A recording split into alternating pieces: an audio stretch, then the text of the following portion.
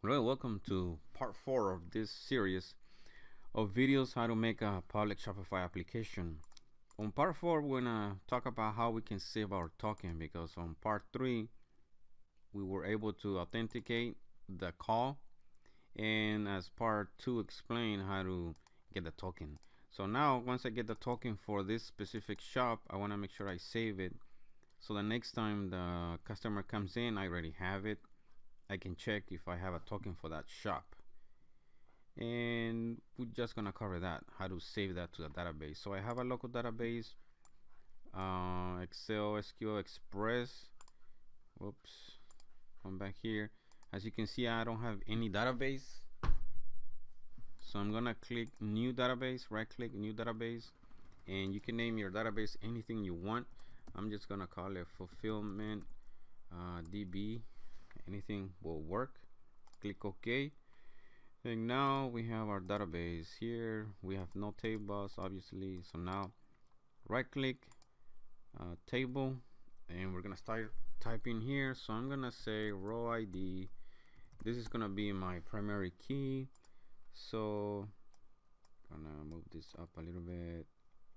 Go under column properties.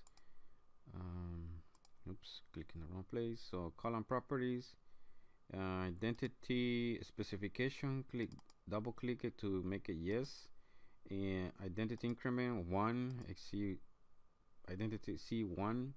Obviously you can change this, but I always leave it as 1. And then on this column I'm gonna right click and set primary key, and now I'm going to be saving our shop. That's gonna be the shop name. I'm just gonna say 200. I don't know, it cannot be null. I have to have a shop name, and I'm gonna say here token. This is gonna be the token, and varchar, I'll say, I don't know, I don't think it's that long, so 200. So I'm gonna leave this one allow nulls, because what happens if the customer did not authorize the token? So I might have a null here. So just in case, I'll leave it as allow nulls. And then here I'm gonna say install date, so I can keep track when they installed it. Install date, and maybe I can have on install date, maybe when they deleted it. I want to make sure in the future we're gonna cover that.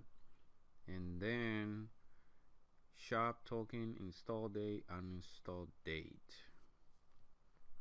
I think that's the one we're gonna finish on that.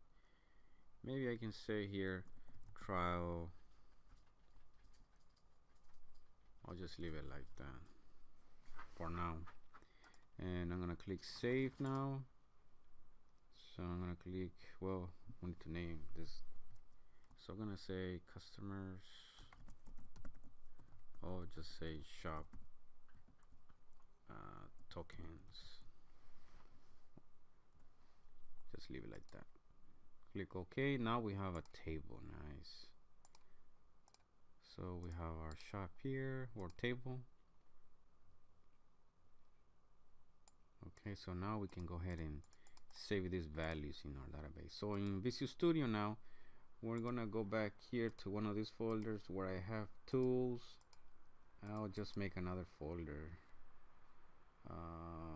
add folder, I'll call data.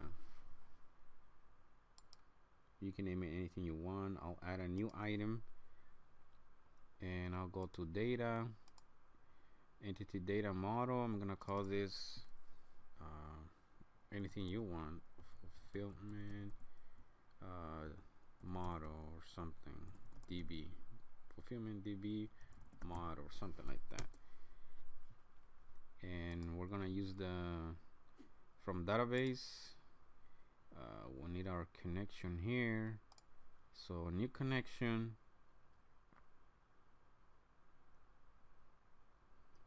hello. Okay, we got the pop-up. Now we're gonna say, usually this drop down will give us the local machine that we have. Test the connection.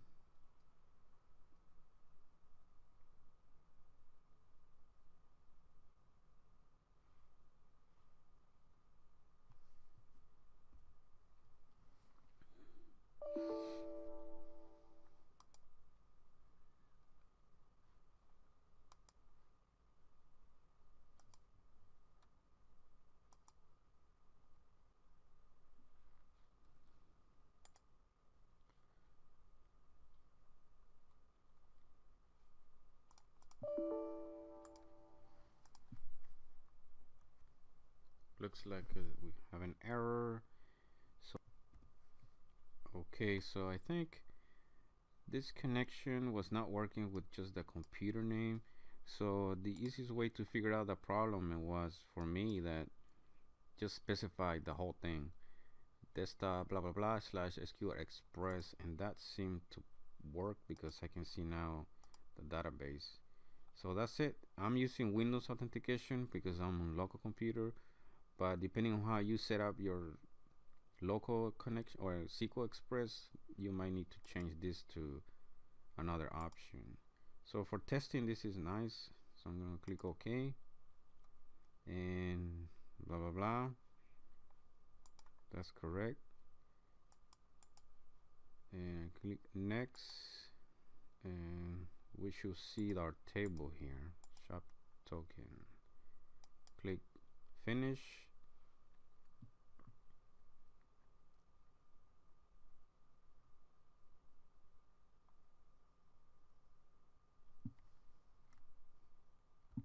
Now we have our entity model here.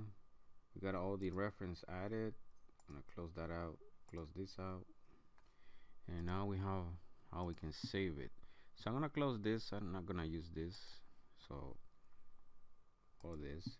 So now I'm gonna create here a private void. I'm not gonna return anything. I'll just say save shop token, and I'm gonna say shop and then string token. And down here we're going to be using the using statement, and I'm going to say new, I think we called it fulfillment. Well, we're going to have a problem here. We need to add the namespace. So I'm going to say using Shopify file and that data. Okay, now we should be able to say fulfillment DB entities. Okay, so that's our connection, and this will make sure that we close the connection once we're done. So here we're just adding a shop, a token record, but we also need to know if this is a new shop. So we're gonna say if shop token, if we have any of this shop equals that. If we have the shop already, that means we need to update.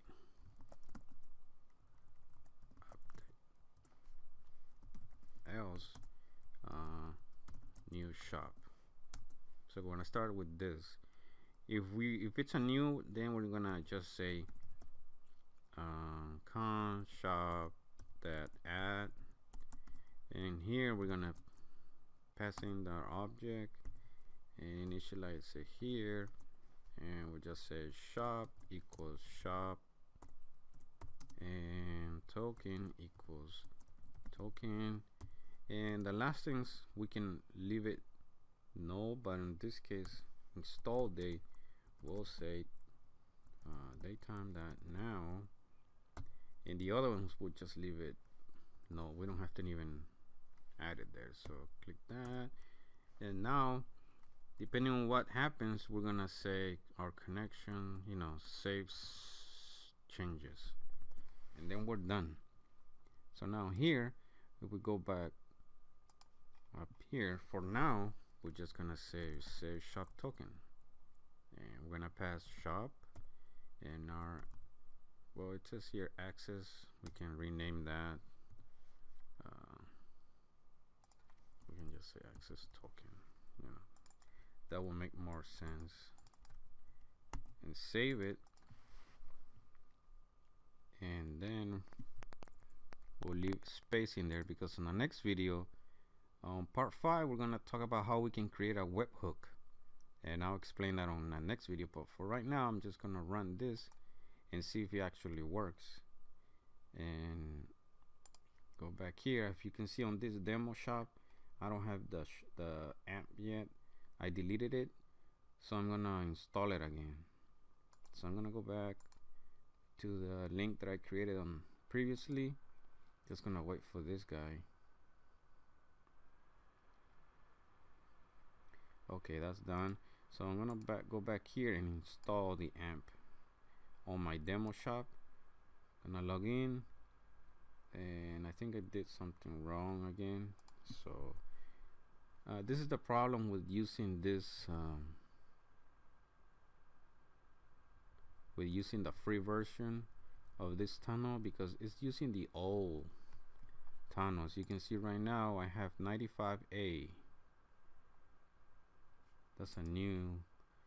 So I'm gonna go back on this one, and I gotta go and update, edit app settings, and scroll down, and well, it's alright, I updated correctly. I'll just save changes. So it must be another place where I'm setting the wrong field. It must be here. Yep, it's this one. The amp URL from the web settings is bad, so I need to go and update it. So for right now, since we're just testing, I'm gonna pause this, and I'm just gonna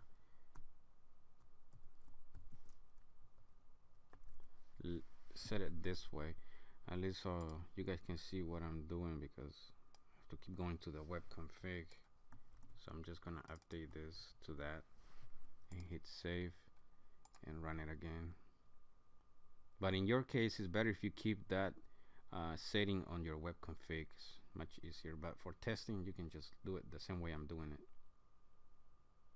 So I'm gonna do the same thing, wait for this guy. Okay, done. So I'm gonna go back here, install it, log into the demo shop. Okay, now I'm back here, that I'm gonna install it. So now we should see this. Once I hit install, we're gonna hit this part here, and then we're gonna save it down there. So we should see that one hit, and then save. So install the amp. Uh-oh, got a problem. It says the best overload for matching has invalid arguments. So what's the problem? So let's see what happened here.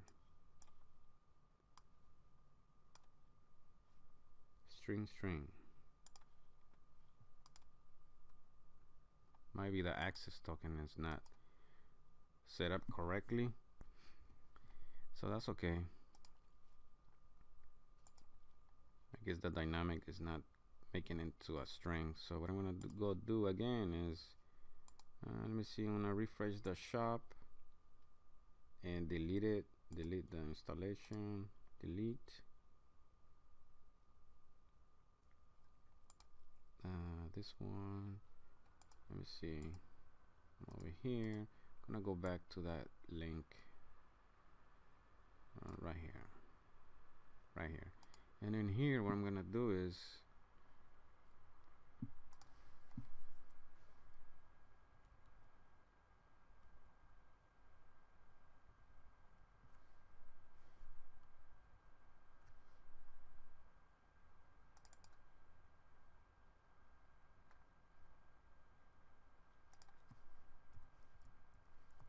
since this is a dynamic field, so So what I'm gonna do is see if I can cast this guy.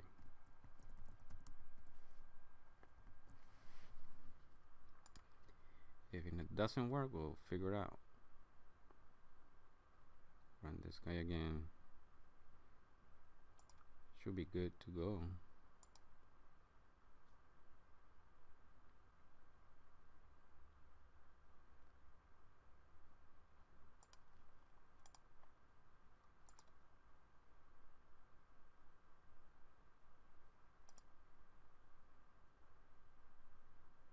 So as you can see now, that dynamic style of converting or deserializing, it's okay. Not always, but in this case it's just one field that we need. So as you can see, I just cast that value into a string, and now the function took it. Now we're down here, so now I'm gonna click continue. Well, I'm gonna put a breakpoint here because it's gonna go back there. Click continue. Now, so at this point we should have saved our token, and right here, after doing all the logic stuff that we need to, we can send the customer or the client somewhere else. As you can see here, it's just waiting, and if I click continue, it's just gonna error out because we don't have anything set up. So I'm gonna check the database, refresh. As you can see, we have our shop, our token, the installation date, and then we'll work on this one on a different video. But the whole point of this video is to how to save your token into the database by shop and knowing when it was installed. So if you have any questions, leave a comment and I'll do my best to answer, have an answer for your questions. And I'll post this function here, method, to the GitHub page so you can guys see it and see how I did it. Obviously it's not for production going live because there's a lot of things you can do here in between depending on what you need, but this is a general idea what needs to be done or needs to happen. Thank you for watching.